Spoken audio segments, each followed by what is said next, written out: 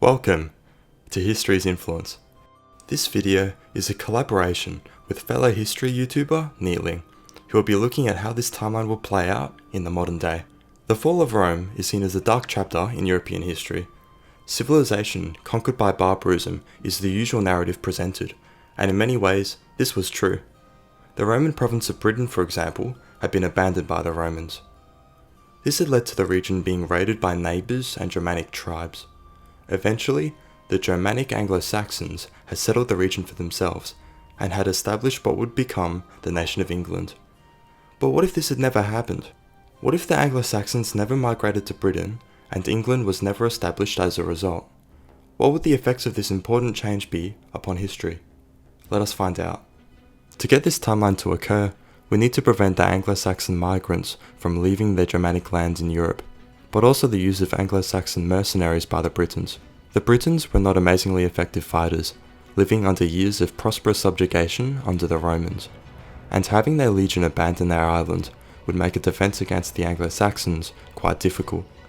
To prevent the Anglo-Saxon invasion, I am just going to assume that the Anglo-Saxons decide not to migrate, and they choose not to be hired as mercenaries by the Britons.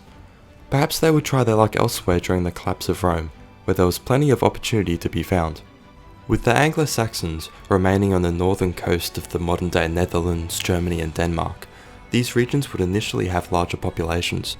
The cultures they originated from still existed after their migrations, so this may not affect much of history. Frankish ownership of the region had only begun to occur in the 8th century, about 2 to 3 centuries after the Anglo-Saxons began to settle in England. Therefore, the population difference in the area may have been negligent at that point. This area had not seen many important events occur until after the Frankish conquest, so we won't expect many changes in mainland Europe in this part of the new timeline. Without the Saxon raids, the Britons would still need to defend against the Irish and the Picts, allowing them to still develop a militarily skilled society, if not as effective as the Anglo-Saxons. The Britons in this timeline would be Christians. Christianity was present in Britain during Roman rule, and the Welsh and Irish had adopted Christianity before the Anglo-Saxons. I see no reason the rest of the Britons would not become Christian as well. The reconciliation of Celtic Christianity and Catholicism would still occur as well, as it did for the Welsh in our timeline, because it would allow for closer relations between the Britons and their Catholic neighbours, among other reasons. The reason why Brittany was settled heavily in our timeline was because of the threat posed by the Anglo-Saxons. This caused Britons to migrate to the region. It was probably settled in 2 phases according to archaeology. The settlement before such threats had come from the abandonment of the Brittonic League from Britain. Therefore, Brittany would still exist in this timeline, but in a smaller form. They would likely be conquered by the French and assimilated into their culture eventually, even more so than what happened in our timeline. An issue the Brittonic kingdoms had after Roman rule was their inheritance laws. When the king would die, the land would be divided and granted to the sons of the king. A similar case would be with the Frankish kingdoms, who initially split after every succession, but in time, this practice was removed. Even if the Frankish Empire did split into numerous countries in our timeline, for geographical and cultural reasons, I don't see this division happening for the Britons. The Pictish and Irish threats would encourage larger and more prominent Brittonic kingdoms.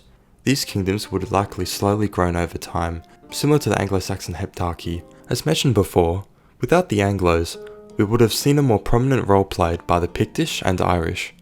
The power vacuum left by the Romans in Britain was way too large to ignore. Like in our timeline, the Irish would not be able to conquer large parts of Britain. I would expect the Pictish to conquer along this border without Anglo-Saxon interference.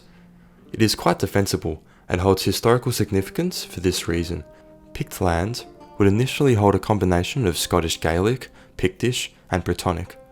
Initially, Pictland would not be a unified force, but in time, mainly due to factors such as geography, such as their border with the Britons being so solidified, I would expect the area to be a single country, like what happened in our timeline with the unification of the Gaelic people and Picts. Without the presence of the Anglo-Saxon Scots language, I would expect Gaelic to become the dominant language of the region. The unification of the Picts and Gaelic speakers of Scotland would still occur, and the Gaelicization of the area would still occur. Without migrations and conquests of the Anglo-Saxons, I do not see the Britons being able to convert the language of the area to a Brittonic dialect themselves in an earlier period, like the language of Scots in our timeline. the kingdom would indeed be called Scotland, as the name finds its origins from Roman times. Looking at a map, it would appear we have just swapped out the English for the Britons. However, the cultural differences present would impact British history. The Anglo-Saxons did not look fondly upon the Britons and had not adopted their culture, or even their Christian religion initially. A specific example of this is the number of words in the English that we derive from Welsh. There are not very many. Without this Germanic culture, the society of the region would be very different, with Welsh being the best modern example of what this identity may look like. The English language would not exist for obvious reasons, since England would not exist. Instead, the people of the region would speak a Brittonic tongue, the mother language of Welsh. This language was quite Latin influenced, but was still primarily a Celtic language. Here's an example of a Welsh word that could be used in this new timeline. Cloudy skies, but in the sunshine in northwest Wales at RAF Mona, just up the road from Llanfair Pwllgwyn, gallwch go Cwndrobwll, Llantysilio Goch. The temperature got to 21 Celsius, that's 70 in Fahrenheit. Perhaps this timeline was a big mistake. This timeline would still hold the threat of the Vikings. The Vikings would still raid and pillage the British coast, and begin conquering and settling the region as they did in our timeline. This would put the Britons to the test.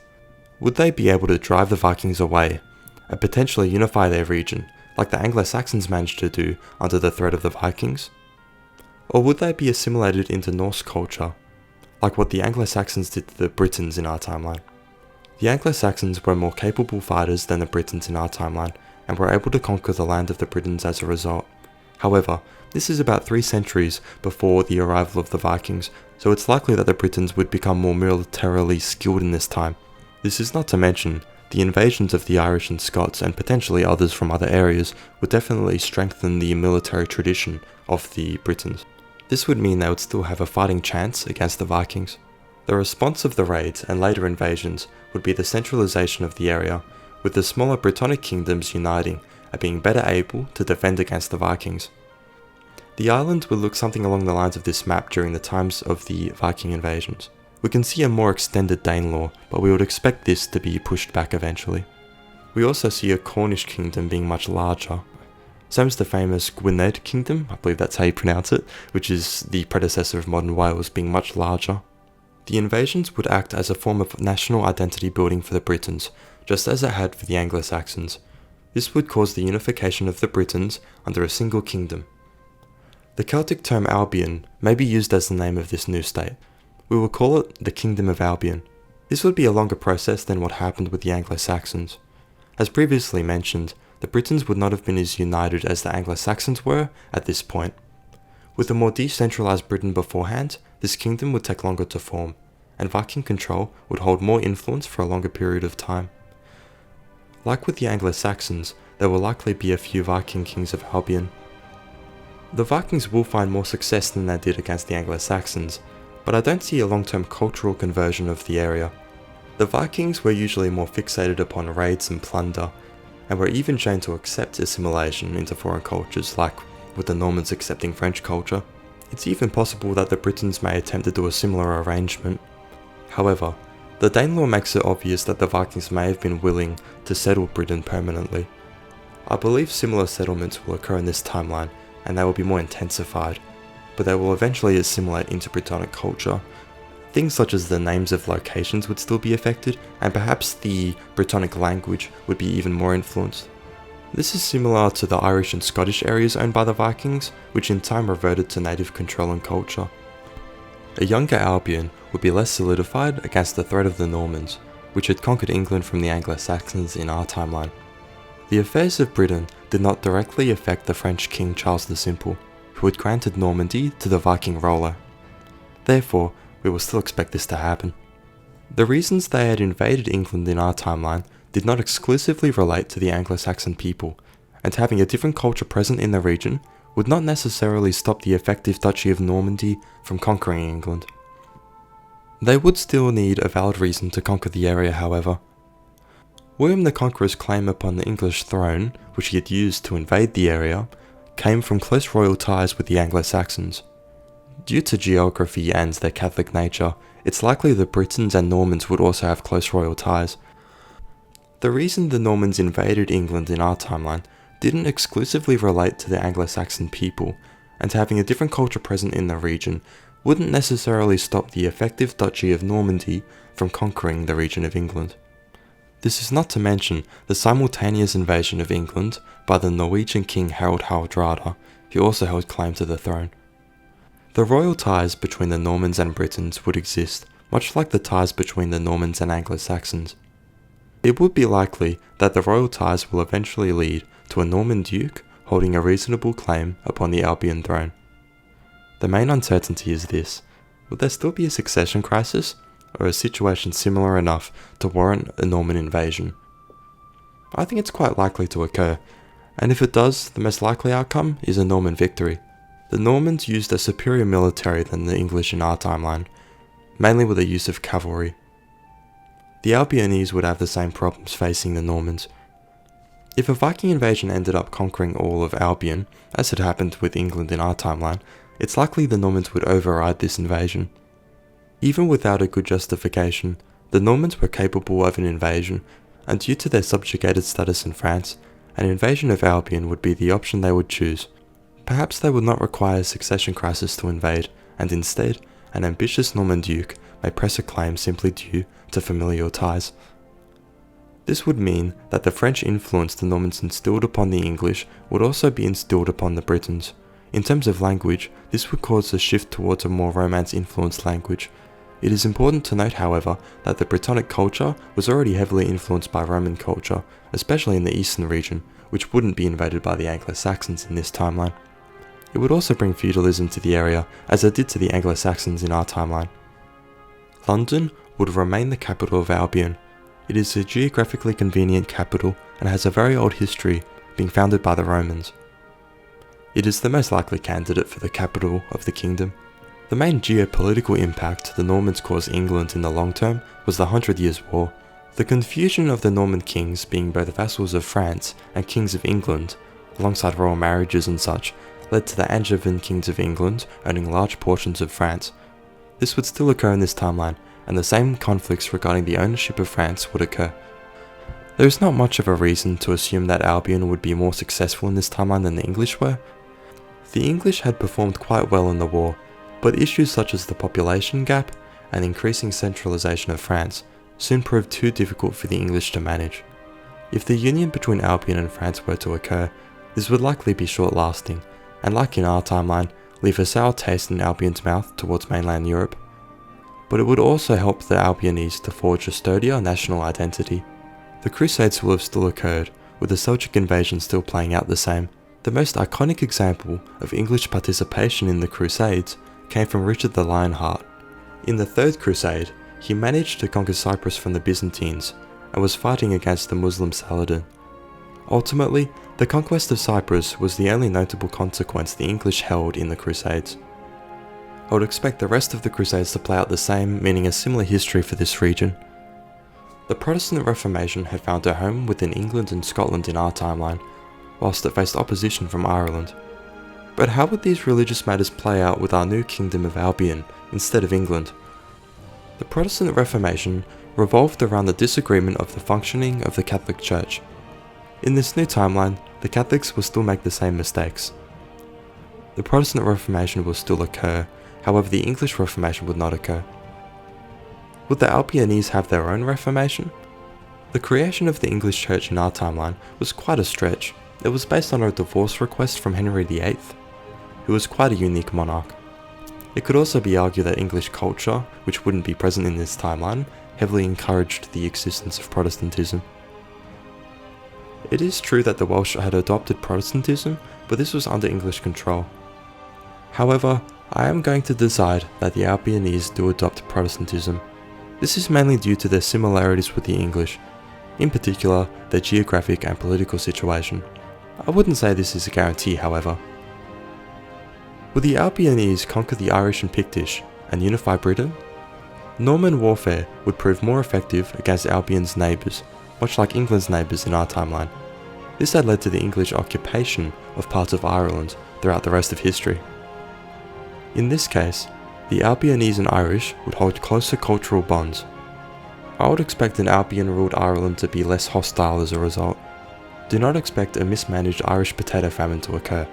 However, the Norse and Norman influences would still create a contrast with rule. In later periods, they would eventually solidify their control of the region, as the English did. The element of cultural understanding would also be present with the Scottish in this timeline. This increases the chances that there would be a union between the two countries. Due to the easily defensible border of the Scottish, and the hard-to-control Scottish Highlands, this unification would most likely have to be diplomatic, as it was in our timeline. The United Kingdom would still therefore exist, and Great Britain may instead be called Great Albion. Culturally, the Albionese would have had a better understanding with their neighbours, which would have benefited assimilation efforts. I would not expect total assimilation into Brittonic culture in Ireland or Scotland, but I would expect their cultures to be influenced by the Albionese more than the English. A noticeable example would be that both would adopt Protestantism. How would Albion fare with colonialism? Due primarily to their geography, the Albionese would almost certainly hold a colonial empire. As in our timeline, the Spanish and Portuguese would colonize first, with the Albionese and other nations following later. Due to cultural differences, it would be difficult to predict how these colonies would be run properly. Similar geographic regions would be colonized by the Albions as did the English, due to the Spanish and Portuguese domination of other areas. I do not see a reason for the Brittonic culture of Albion to cause an exploitative model of colonialism, however. Expect their colonies to be wealthier than the Spanish or Portuguese ones, and for Albion to be a major colonial power. The merchant-oriented nature of England in our timeline explains the reason why their colonies were so successful, causing the relatively autonomous colonization that occurred in many regions.